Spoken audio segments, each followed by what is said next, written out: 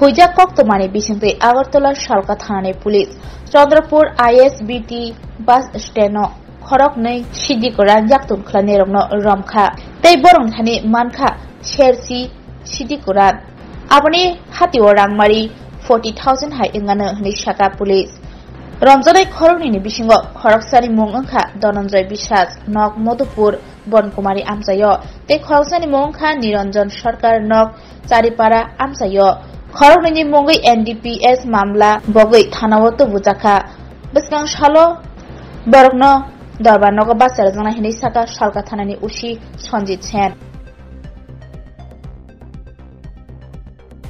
আজকে সকাল 10টা নাগাদ আমার কাছে একটা ইনফরমেশন আছে, সিক্রেট ইনফরমেশন যে চন্দ্রপুর ISBT-তে দুজন লোক ইলিগাল কন্ট্রাব্যান্ডস নিয়ে আসবে এবং এখান থেকে তারা অন্য ডিস্ট্রিক্টে আমবাসার দিকে গাড়ি করে যাবে। এই খবরের ভিত্তিতে আমরা থানার অফিসার এবং স্টাফ সহকারে চন্দ্রপুর ISBT-তে যাই। সেখানে আমাদের যে স্টেটের যে ERSS টিম তারাও ছিল। আমরা জয়েন্টলি তখন ISBT-র ভিতরে রেড করার জন্য যাই। তখন দুজন লোককে দেখে আমাদের সন্দেহ হয়, তাদের আমরা ডিটেইন করি। তারা প্রথমে আমাদের পুলিশ দেখে তারা পালিয়ে যাওয়ার চেষ্টা করছিল, তাদের ডিটেইন করি।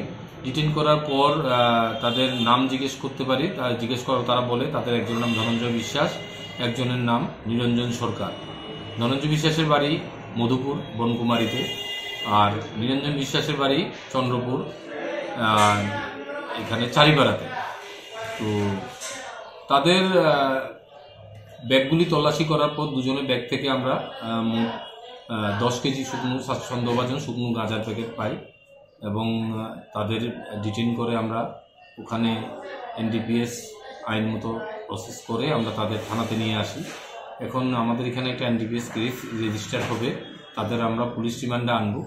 তো আমরা তাদের জিজ্ঞাসাবাদ করার পর জানতে পেরেছি তারা কোন জায়গা থেকে মালগুলো কিনেছে এবং কোথায় নিয়ে যাবে, এবং এর সাথে যারা যারা জড়িত আছে আমরা তাদেরও অ্যারেস্ট করব।